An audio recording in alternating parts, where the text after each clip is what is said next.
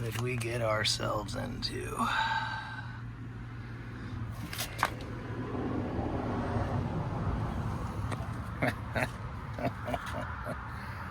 Ants.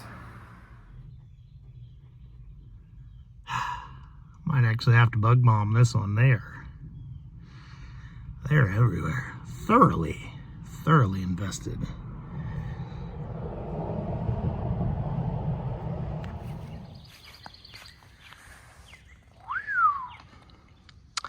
Good night. What have we got here? So I guess we're back in project car hell, because this is a project truck that I plan to keep. You know, can't keep them all. I usually don't keep any of them, but this one's staying. So, if you don't know, now you know. I've had two of these trucks personally myself. One of them I got back after selling it once, maybe even twice. Real soft spot in my heart for this generation, the 1979 to 83 Toyota pickup, Hilux, if you want to call it that. After this last time I sold my last one, market just skyrocketed. And my first one was a $600 truck. My first one was a $900 truck. My second one was a $600 truck. And they're simply there. They're that to me, right? These are old beater trucks that got the absolute life worked out of them when they were new, old, everything. And you know, just like everything else, the market has gone, and they kind of priced themselves out of what I'm willing to pay for one. But we got this one from our boy Oscar, and I'm pretty excited to play with it. Cool thing is, I've had this truck for 5 weeks, and yet I really haven't looked it over. So when I got it from Oscar, I spent more time talking about the car I was trading him for this truck, and literally we didn't look it over. I knew it run and drove, I knew it was registered, and I knew it was the kind of truck I was looking for. So I really didn't care. Time has passed. So this has been sitting in my buddy's back field for 5 weeks since we picked it up, or since we exchanged possession of it. And well, ants moved in. I also happened to leave this sliding glass window open for 5 weeks while it was parked outside. So all this evergreen is also on the inside. That was a fantastic spider web when I got to the truck yesterday. But I left this open for 5 weeks. There's a spider eating in the back window. That's fine. But as you might imagine, since, well, I said it ran and drove, it does. Like a top, really. Wow. Don't plan on keeping this great running engine though. But for now, we got to deal with the suspension. So, not uncommon at all, especially on little mini trucks that people cheaply lower. This thing is absolutely sitting on the bump stops. Not sure if Oscar wanted it that way or just no one told him, hey, you're supposed to pull those out when you lower them. But I'm pretty sure the way the leaves are set up on this thing, it should be at least an inch lower. But it is physically sitting on the bump stops. All right, up there, you can see that it's actually deforming the bump stops because it's just solidly sitting on them. But it looks like we've got the overload spring flipped, the center leaf pulled, and the main leaf just sitting the way it's supposed to. Le cucaracha, le cucaracha.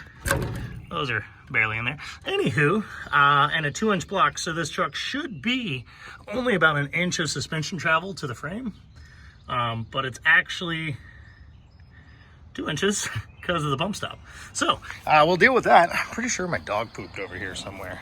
That poor thing is absolutely obliterated. So in the front and in the rear, we're looking at like 22K spring rates because they're just solid rubber, no spring at all. Which means more than likely we pull those bump stops and the front will no longer work, and the rear will definitely need some fender work, because right now tire's rubbing on body roll, but since there's literally no travel, it's not really hitting. But these are a 185/65, so kind of tall on a 15/8, roughly -19 offset, which I know for a fact to be able to run and drive at the height this truck should be at, it's gonna need a bunch of fender work. So I kind of want to keep these quarters closer to stock and not absolutely crazy pull them like I have typically in the past, which means we're probably going to need a less aggressive size wheel. And obviously we got to get the peepaw twist steelies off of it, not the look that I'm going for. However, aside from the Lexus over there, I don't actually have 5-lug cars anymore. Had a bunch of these trucks, had a bunch of 5-lug stuff on small wheels. One thing I do love about them is that you can get away with silly stuff like these, I think these are Jags wheels on my IS right now. And, you know, they really don't look bad. You can buy them cheap. And sometimes with some creative paint work, some of these Jags and Summit and American Racing wheels can look pretty stinking cool on a JDM style 5-lug vehicle. However, I've been down that road before a bunch of times. Done American Racings with funny paint jobs on quite a few cars. When we did the Heat Lightning Speed Shop 80 Toyota pickup, that had 5-lug Lodio drives on it. Super cool. 5-lug is actually really uncommon for those. 6-lug's pretty easier to find. So I'm not gonna get those. My thought though is, what if it's 4-lug and I could steal the wheels off the Datsun, or like my Corolla, or any of this crap that's in my shed that's all 4-lug. So I do have a couple ideas for how I might go about 4-lug swapping this truck. Don't want to do adapter spacers because then you can't run as much cool lip and offset, and that's what I'm about here. So I want to try to convert the front hubs and the rear axles to 4-lug so we can run sick 4-lug JDM wheels and share them amongst other vehicles that I already have. Right? Makes the most sense. First though, let's pull these bump stops off. I did drive this home like 35 miles, so you know, I've got a bit of experience driving it on the road, and even though it's on the bump stops, it's really not the worst thing in the world on the actual highway. However, boy, any terrain like this with the roots and bumps, indrivable. I mean, your head hits the ceiling and the tires are off the ground constantly. So we're gonna do away with the bump stops for sure. In the interest of science, before we do anything though, we're at right at 24 inches. 24 3/4? Yeah, 24 inch fender center line height. 24 3/4 in the rear. It's like 1 or 2 bolts in the front that hold the bump stops in, and 2 in the rear that hold the bump stops in. So we got what, 2, 4, 6, 8 bolts to take out, and we'll see what ride height it actually is.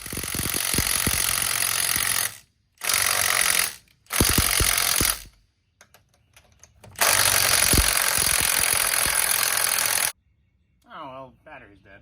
We'll try it fresh. Between the chrome socket, the chrome lug nuts, and the chrome wheels and metallurgy, these bad boys were tight.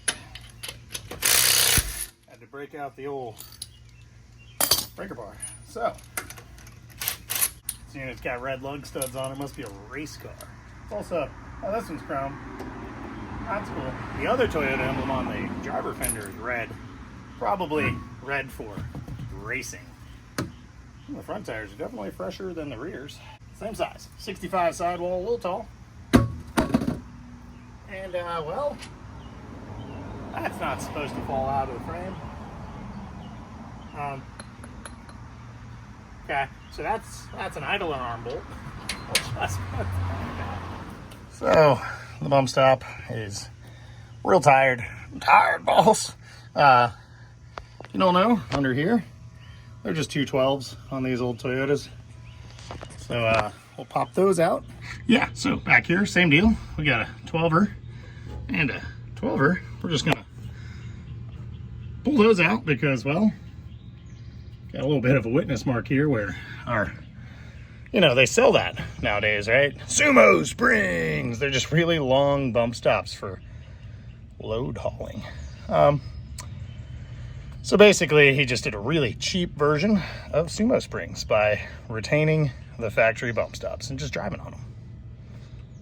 Or it's like VIP guys run like the 24K springs because actually I want a solid ride because my fitment's too tight. Ugh. I want suspension though. I lied, they've actually been cut. So if they were full length, torque would have been even higher. So, clean. Pretty soon though, we're gonna have to come in here and, you know, C-notch. Didn't learn from the first time. They were real tight. Had to put it back down so I could use the brakey bar. While I was doing that though, I found, well, there you go. We're gonna need a inner tie rod. Something fierce. Definitely not the absolute best for safety and performance. Probably got another 100,000 miles in it though. I don't know. He might have been planning on running without the rear, or maybe he wasn't sure. That one is halfway uninstalled, but more importantly, check out that guy. Thanks for not falling, champ. Right off the rip, we can really tell the front is a lot lower. We're right at 22 3/4. So 1.25 inches lower in the front. And the rear, however, looks like we might have just been perfect on the bumpies. Because yeah, we're still right about 24 1/4. This side I think is even low. Oh yeah, this is really low over here. What do we got? We got 22 1/2. Torsion bars could be adjusted different, but even if they're adjusted exactly the same, driver's side torsion bar is always a little saggier than the passenger side because there's always someone in the driver's seat with a big goal. So the rear, we did not drop by lowering it or by removing the bump stops. So his trim job was exactly to ride height. However, now we have some of this luscious suspension travel, which my old bones will appreciate. The front, well, actually moves now. So we went from like 24K springs down to a solid like 3.5K. That side I might actually have to raise up before I can drive it. Because 200 pounds are already too low.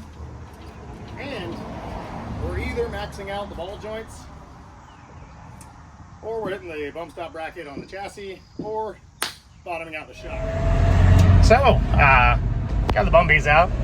It rides better.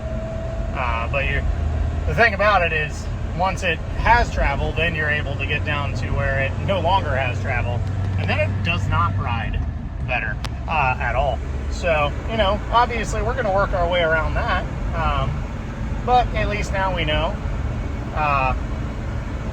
Nothing that I didn't already know. I think, however, I am going to be able to get the AC working on this thing, which is cool and all, but like I said, don't plan on keeping this engine in here, so going to have to adapt this AC system to a different engine.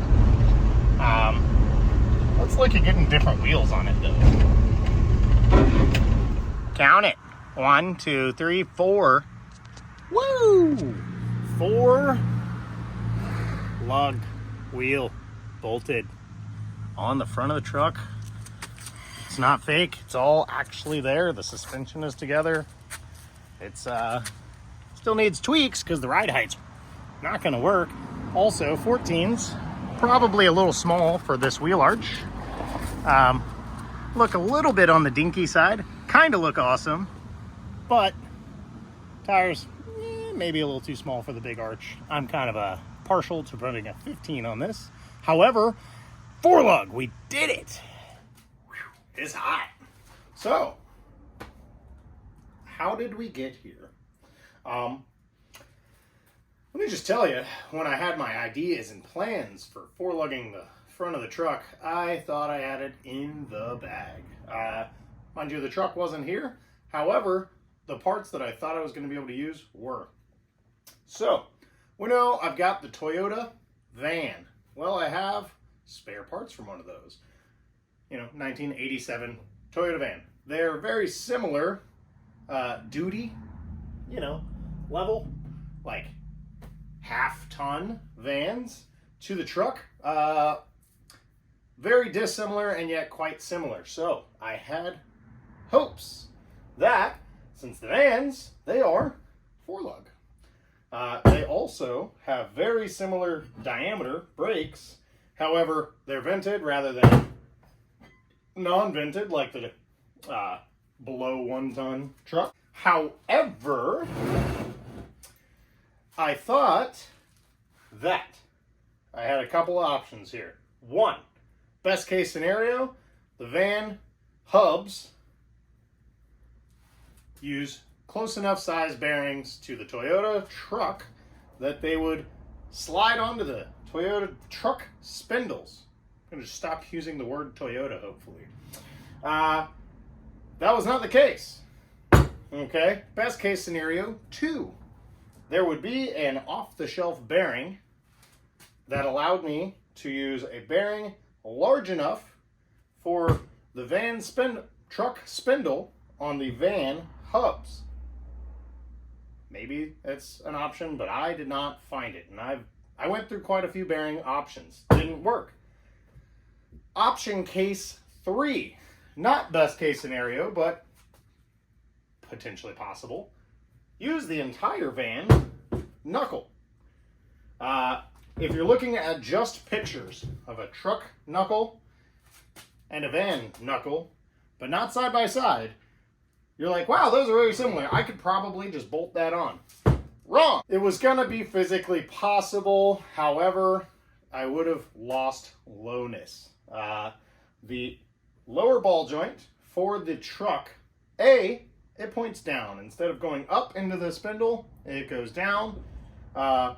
Flipping it would have been cool because A, I would have got a ball joint flip on the lower control arm, and B, it would have still worked. The ball joint taper was slightly different, but the ball joint angle is incredibly different. So I was coming up with binding issues in the lower ball joint going low, as well as on the truck spindle. Sorry, this is long-winded and it sucks.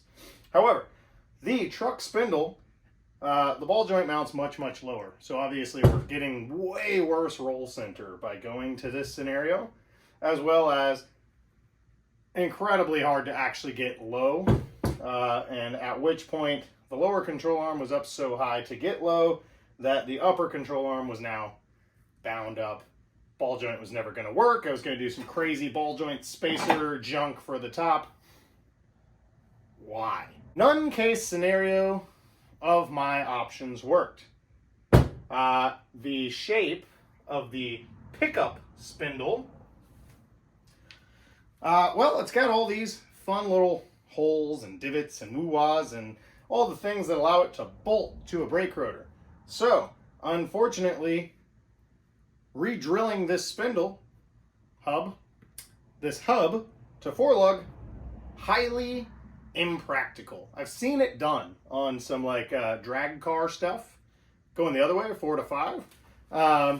But it definitely does some weird stuff where lug studs are ending in A, the bolt has to go to the caliper or the rotor, and B, just doesn't seem supported enough. So none of my basic, easy, simple options were going to work. The one I wanted to avoid, which is the easiest option, is kind of the only option. So They sell for just about any application, no matter which way you want to go. They sell adapter spacers. So there is optional adapter spacers on the internet that go from 5 by 114.3, 5 by 4.5, whatever, to 4 by 114.3. Cool. However, the primary ones that you'll find of that are a two-piece design where you've got a piece that bolts onto your stock hub, covers up your stock bolt spacing, then a second spacer that bolts to that converts to the new spacing, which makes those spacers all about 45 millimeters thick, which takes out a gigantic amount of wheel width and offset that you can now run. So, say we went with a 14 by 80, which I know would fit quite easily on the front of that truck, very low. Effectively, it would have been on the truck as a negative 44, which, let's face it, that's going to poke a lot. So, however, GK Tech, I think they're from Australia, Australia boys, they're really big into drifting, primarily Nissan junk.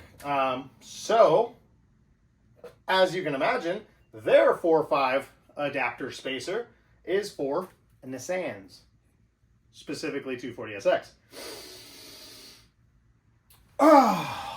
Conveniently, it's very thin because it requires you to press in one extended stud into your hub, and then that one will pass through the spacer.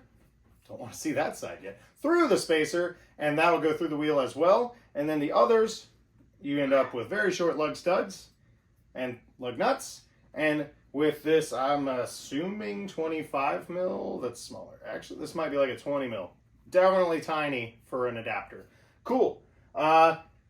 It works and barely pushes out the wheel. 15 by 80 now with a negative 20, we'll call this. Easily going to fit under those stock fenders. Cool, that's what we're looking for. Whole nother can of worms though. So, Nissan, very close, very, very, very close.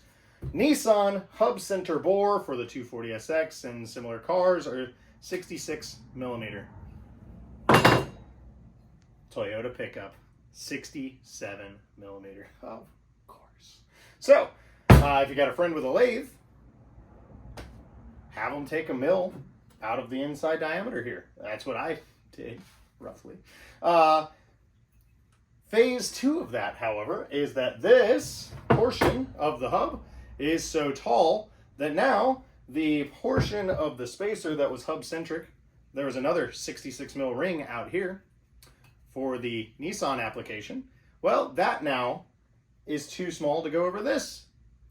So, that has to be milled off as well. So now these spacers will no longer be hub-centric, which is fine. They never were going to be in my application anyway.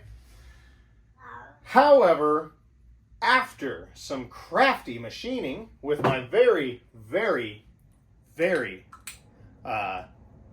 fine precision lathe tools, yes, that would be this 2 3/4 hole saw that works out to just a touch bigger than that 67 millimeter bore.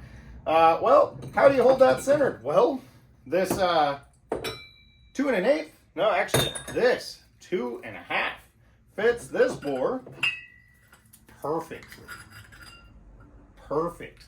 So we use this inside of this to hub-centric this so that we could, on the hand drill in the vise, bore this out to roughly 69 nice millimeters. Cool. So it clears our hub diameter.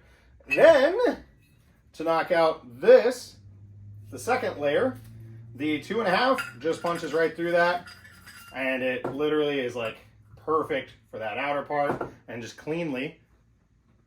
I'll have you know this is the second one I did because the first one was not so nice. So, cleanly punches out and leaves us with an adapter spacer that does fit on a Toyota hub. God bless. However, now, if you're astute in your Japanese classic automobiles, you'll know these specific lug nuts that came with this specific tool to hold the spacer on to be extra low profile, well, they're for a Nissan.